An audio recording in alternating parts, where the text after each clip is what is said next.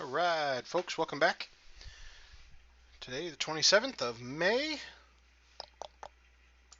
Let's get started. You know what? I'm going to try a medium puzzle. Let's try a medium puzzle. You know, I get playing the hard puzzles, and I get to think in certain ways, and my brain makes those little patterns, and it's... Then when I try a medium puzzle, sometimes the medium puzzles are harder than the hard puzzles because my brain just is set for that pattern. So let's take a gander here and take a look. A lot of numbers missing over here. I only got one number in this cube.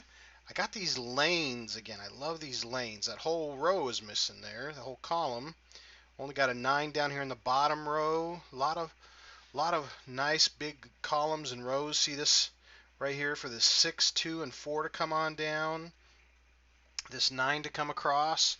I got this back corridor here with a 3 and a 5. That's kind of neat. So that tells me we've got to have a 3 here and here. Just kind of looking at some of these here real quick, looking at the corridors and the rows. I got two pairs. I got a pair of 3s. So the only spot left for 3 is up here. And see, that comes right down that corridor.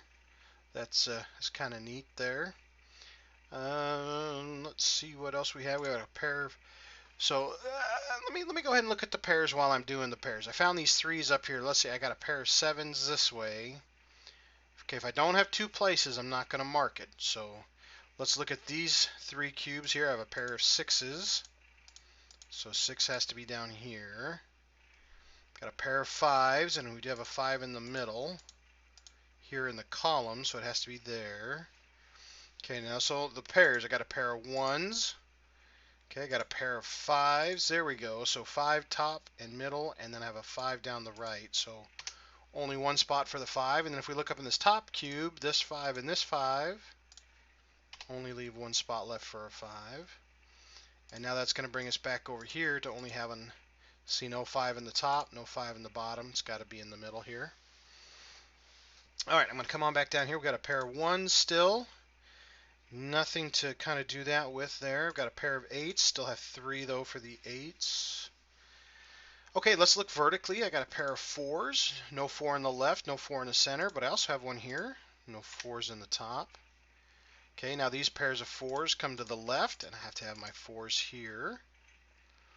Okay, let's see. We're looking vertically here. 5s are all done. 4s are done. We've got a 2 and a 1. Let's look on these middle 3. Got a pair of 7s left and right. So we know our 7 has to be in one of these 2 spots. Got a pair of 6s that are also left and right. So now we have a double lock. If you folks have been watching, I call this a double lock. When these 2 cells, there's nothing left. I've got a 7 and a 6, a 7 and a 6. They have to be a 7 and a 6. So if you notice, there's no 2 down here in this cube. And there's no 2 telling me that it can't be in one of these 2 spots. Okay, but this is a perfect example where if you have 2 numbers that can't go anywhere else, the 2 can't go here, 3 can't go here. Well, we've got a 3 there. 4 can't go here. So because this is double lock, that tells me that these 3 numbers have to be the other 3 numbers that are missing. So like we've got a 1. Okay, the 2 can go in any 3 of those spots. Now the 4, see how I have a 4 here and a 4 here. So typically the 4 would either have to go here or here. But because of this double lock, this is actually the only spot left for a 4. Now my 2 numbers that I have left that I'm missing are a 2 and a 3. And the 3 comes across here. So that tells me this has to be my 3. And this has to be my 2. These double locks are very, very important to understand that pattern. Okay, so now we've only got 2 numbers here missing in this row, or this column. 1, 2. Looks like a 2 and an 8. And I have a 2 right there. So there's our 2, there's our 8. Now when I put this 2 here, see these 2's? I now can double lock these 2's and 6's. See a 6 and a 2 and a 6 and a 2. They have to be here, so they cannot be anywhere else in this column. All right, so the other numbers that we're missing, Okay, we have to have a 3 in this column. It can't be in these two, can't be here, and it can't be here because of this one. So now this one has to be our 3. Okay, so now the two numbers that we have left looks like a 1 and an 8.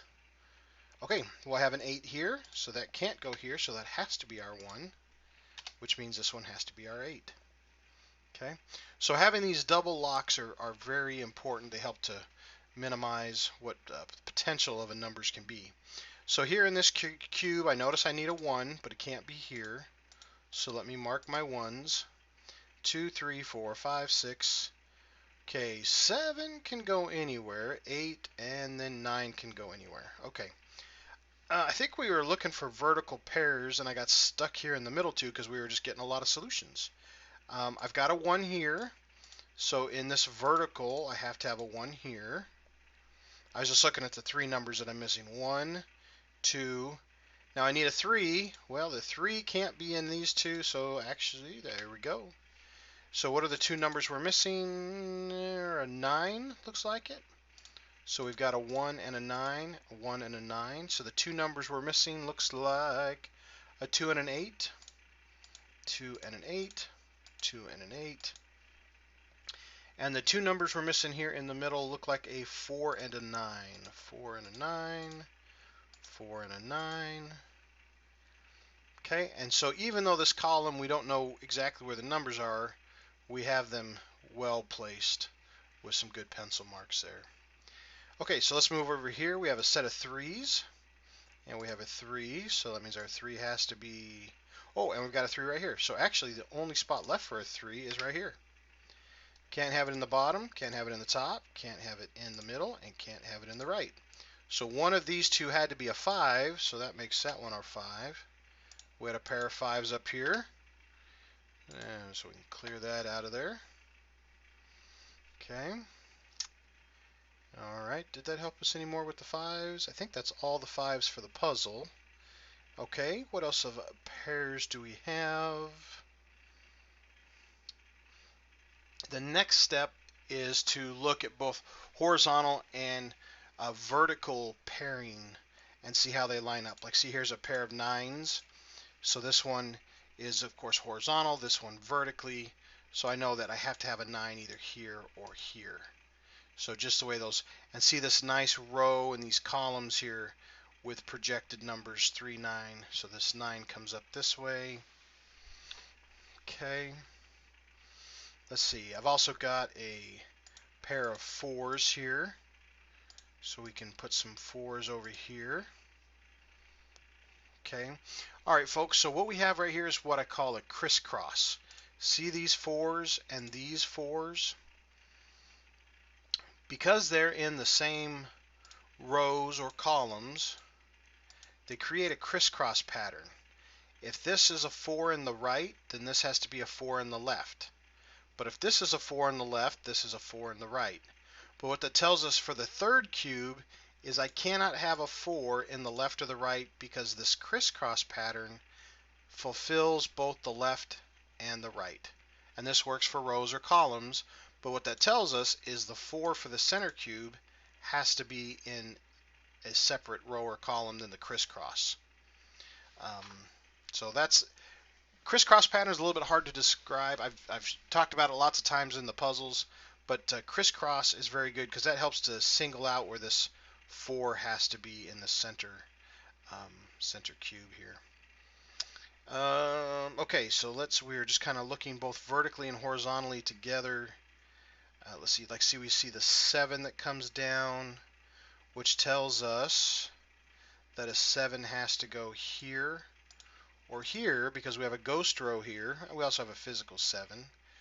So if this 7 comes across, that means that our 7 has to be one of these two spots. Okay, 9. Okay, we have an 8 and an 8 and an 8 in the left. So there's only 2 spots for our 8. 7's identified. Okay, we've got our 6, 5, 4, 3, 2, and then lots of spots for our 1. Okay, so that's pretty well marked out. Not completely marked out, but that's okay. That'll get us a good start. Okay, we've got our 9, our 8, 7 can be pretty much anywhere still.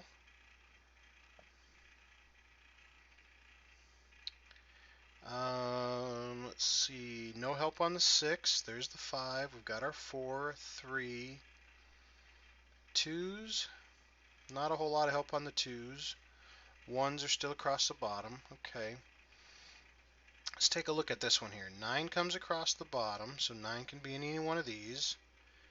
An 8 comes down the left, an 8 comes through the center, 8 comes across the top, through the center, and the right. So our 8 has to be one of these two. Okay, no help on the 7.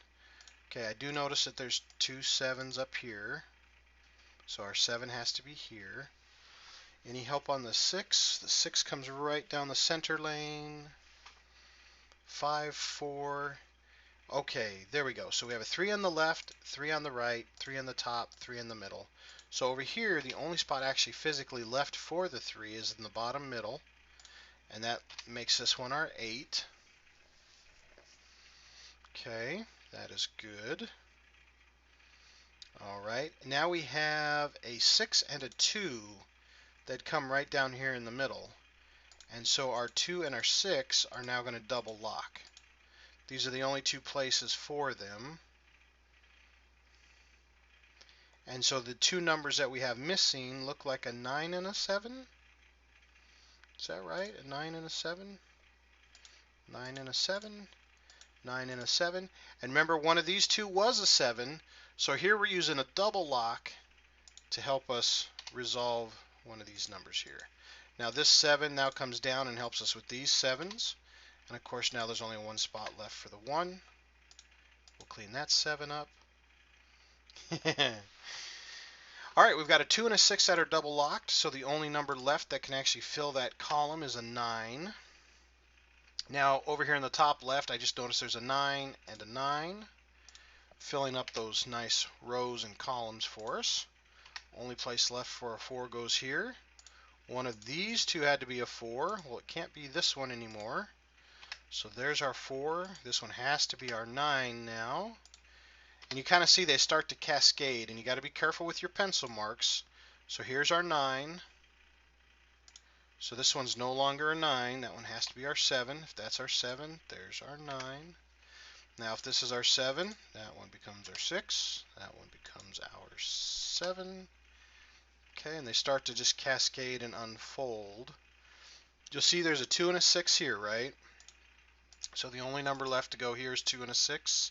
I'm just kind of looking to see if there's anything to help us with that. Not just yet. So I've got 3 numbers that are missing. I've got a 2 and a 6, but I've also got a 1 and a 7. Okay, so the 7's got to go here or here, because we have a 7 here and here. So I'm just going to mark that for now, and the 1's can go anywhere down here in the bottom. Alright, I've just got one number left here. 1, 2, 3, 4, 5, 6, 7, 8, 9. There we go. So these two are 9s and 4s. Has to become a 4, has to become a 9. Now with that 4, one of these two was a 4. Now you'll see once I start putting 4 here, it's going to give me my 8 and my 7. So my 4, my 8, my 7. You have to kind of pay attention to those pencil marks. Sometimes you'll delete it and forget what you had written. Okay, now this is the only spot left for a 1. Okay, so now this one can't be, so there's our 1, and then there's our 2 and 6. See how that kind of makes it neat as you're cleaning up?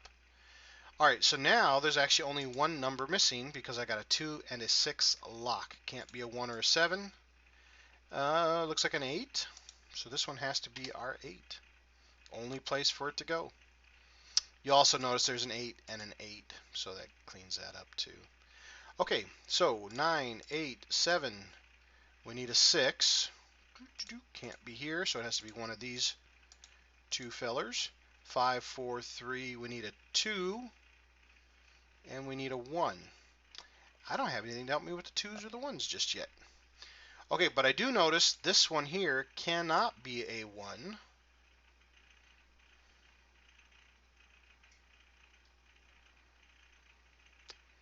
So that's going to help us out. If this cannot be a 1, that means the 1 has to be over here. So the number we're missing is a 2. Okay, which also gives this guy the 2. These are 2s and 8s. Well, there's our 8. There's our 2. And we put our 9 in here a little while ago. So now this one becomes our 1. This one becomes our 9. We're missing, looks like a 1 in this row. Okay, now if we're going this way, of course, we're missing 2 numbers, but if we go vertically, we're missing 1. 1, 2, 3, 4, 5. We need a 6. Well, it can't be here. 7, 8 is our last number there. Okay. All right. Now, if I am looking in this column, see how it's a 1 or a 6 and a 2 and a 6? Well, I can't have a 7 there, and I can't have a 7 there, so there's only one place to get a 7 in this column, which is right there. So that means this one becomes our... Oh, and this, see this 2 here also says this can't be a 2. So there's our 6, and there's our 1, and there's our 6, and they just cascade. Okay. Got our 2 and our 6, and we've got our 2 and 6, so we just swap those, 2 and a 6. And then we're going to do the same thing, 2 and 6. We're going to flop them over here, 2 and 6. There we have it, folks. Pencil marks, very, very important. You saw double locks, and you saw a crisscross pattern. Crisscross patterns are in the hards and the very hards, if you have those. Crisscross patterns are very, very important too, because they're harder to see.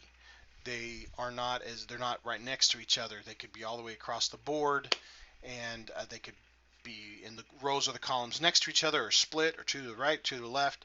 So it's got a little bit more flexibility in that pattern. Hope you guys enjoyed watching. I always recommend printing off a couple copies before I play, and to play along with. Always welcome comments, suggestions, and challenges. And thanks for watching, folks. We'll catch you next time. Bye.